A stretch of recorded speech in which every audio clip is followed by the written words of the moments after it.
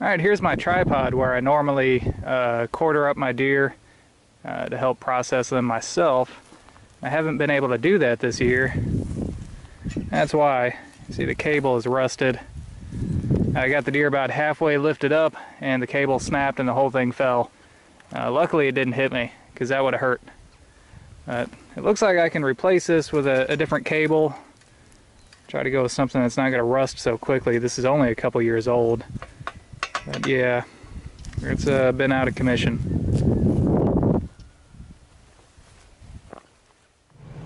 Alright, so we're back in the Jeep.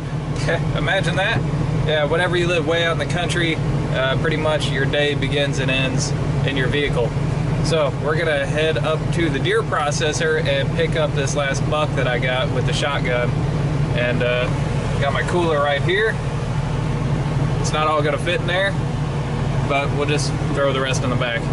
So, all right, cool. Let's get this camera adjusted and get going.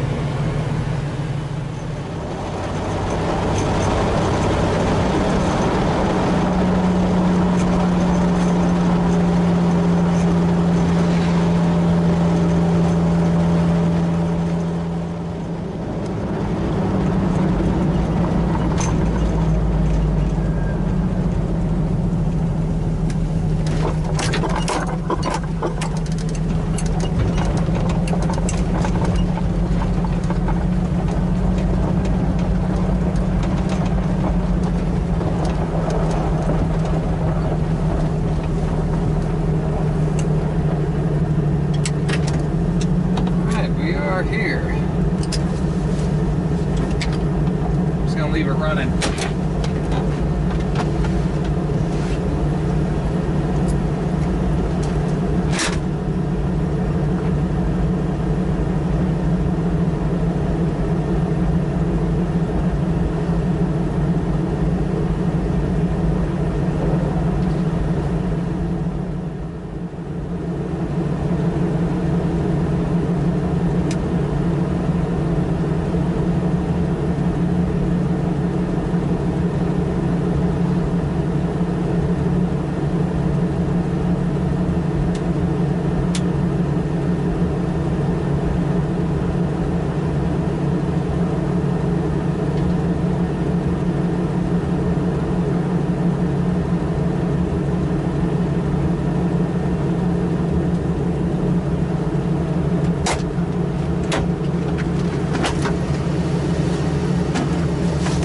That's a lot of meat.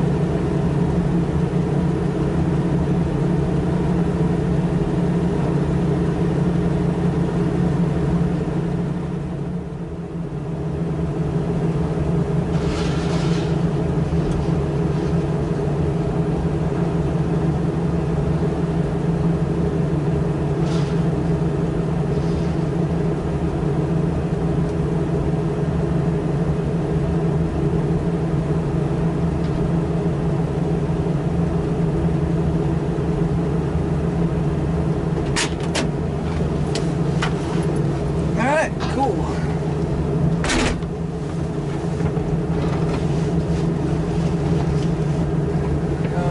That's adjusted. Alright, that's a lot of meat.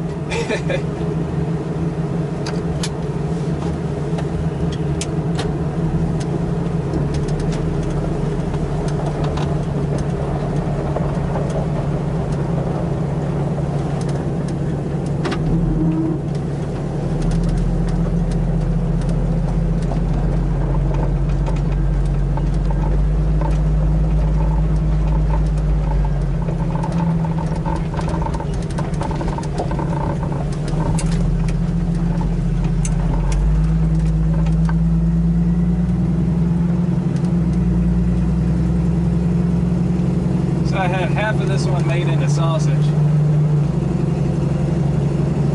it's gonna be good. Alright, so if you want to see the fruits of our labor throughout deer season, here it is. One chest freezer slapped full. This ain't even all of it. We got ground here, tenderloins here, sausage here, breakfast sausage, summer sausage. Got some roast down in there. But yep, I don't think we could fit another deer in here. So that means we're done for the season. And that's what we're after.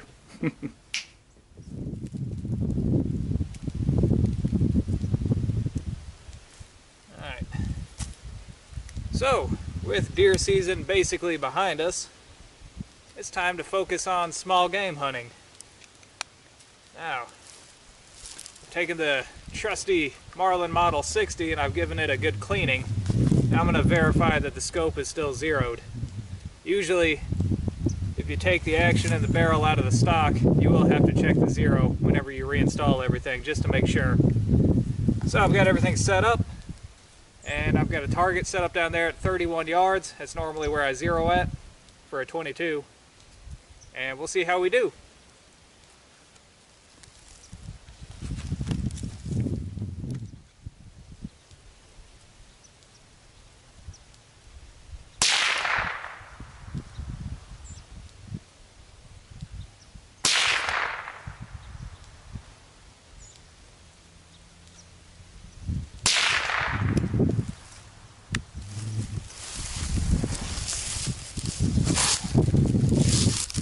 Alright, so let's see how we did and make our adjustments.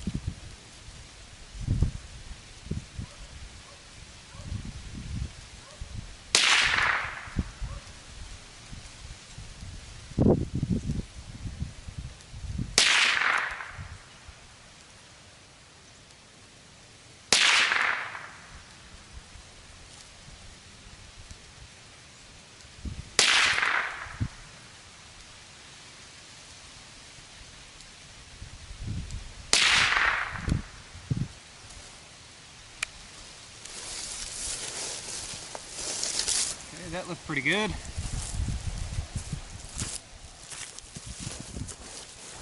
Alright, one more should be all we have to do.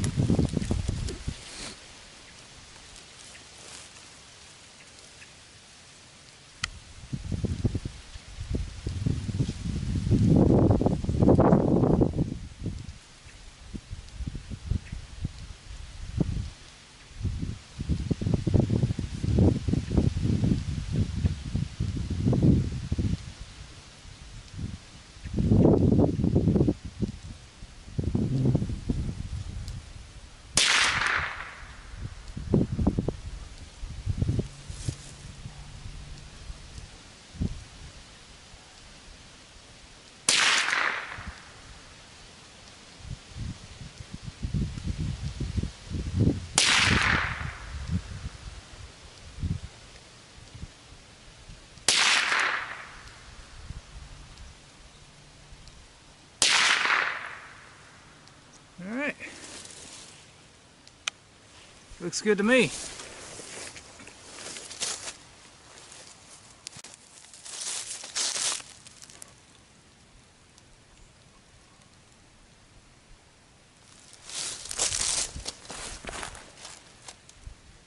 That looks good.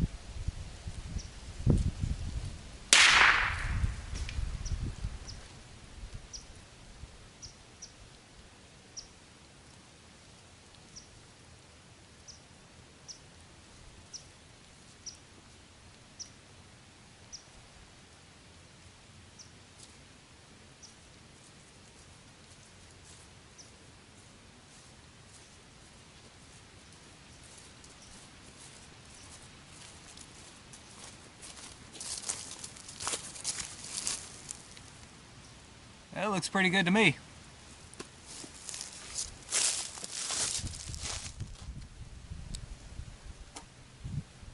That's what I'm talking about.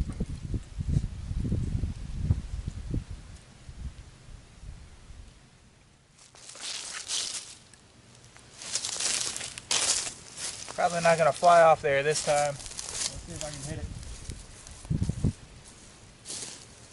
Yeah.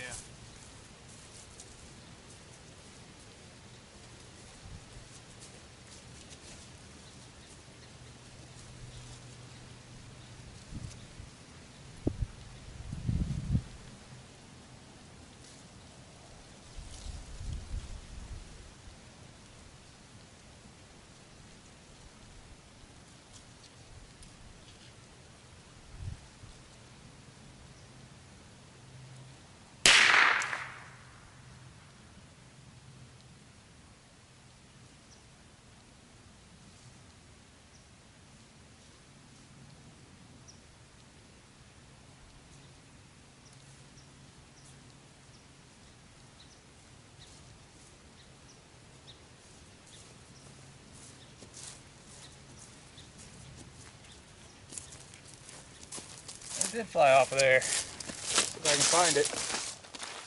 Okay, I've waited until last light to do this because today is the last day of the Tennessee deer season.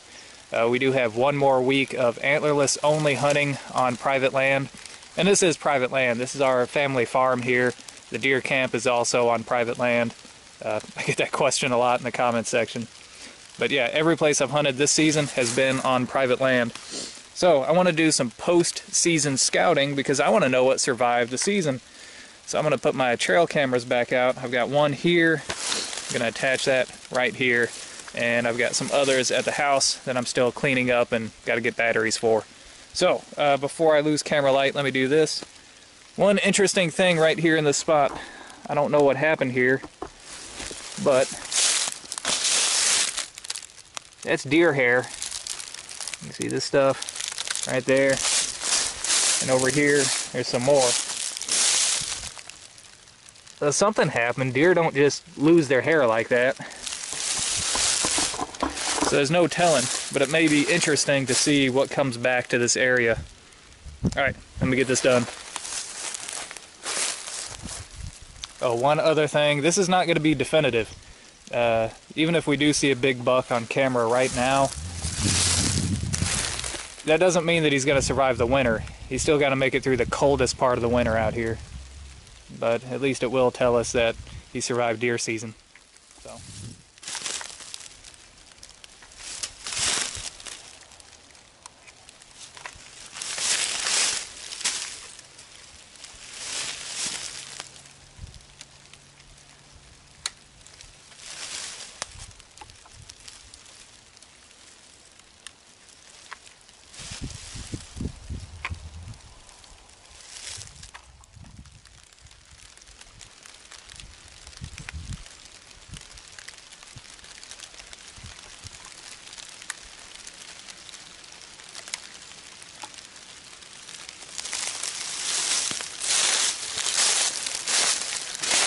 that. It's actually starting to rain out here. That's what happens when it warms up in the wintertime. Alright, you might be able to hear it is raining outside, and it's actually coming down pretty hard. It's about as cold right now as it can be, and actually still rain. This is going to be bad because later on tonight it's going to drop down to below freezing, and then everything's going to be a sheet of ice. It's going to make for really dangerous conditions. But luckily, we got done with everything today before that started.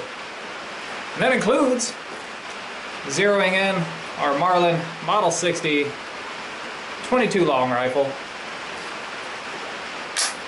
I love this gun.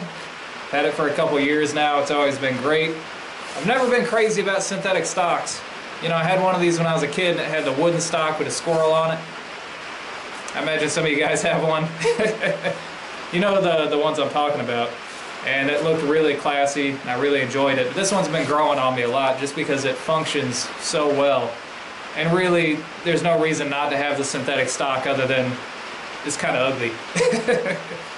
But let me show you guys my target here. And this is really going to illustrate why you always want to check your zero after doing a detail strip and clean, and especially if you take the barrel and the action and everything out of the stock, because it's going to take it a few shots before it settles back down and starts shooting the way that it did.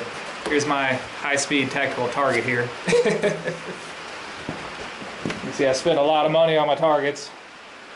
If I'm just going to shoot at it, I don't really feel the need to get anything fancy. But here you go. You see I've got these 1-inch squares taped here. And these are all 5-shot groups. So my first 5-shot group was here. 1, 2, 3, 4, 5. That's a really big spread. It's almost 2 inches. All right, the second one was here, here, here, here, and here, which is a lot better. Probably about 3/4 of an inch. Then I shot that one. Which again, really good, right in there. Still whittling it down, about 5/8 of an inch. And then my target turned on me, the wind blew it, and the easiest spot for me to focus on was actually right here, kind of at the bottom of this barcode, and I shot this 5-shot group, which you can basically cover with your thumb, your thumbnail. And that's about a 1/2-inch group. So, really pretty satisfied with that. After that,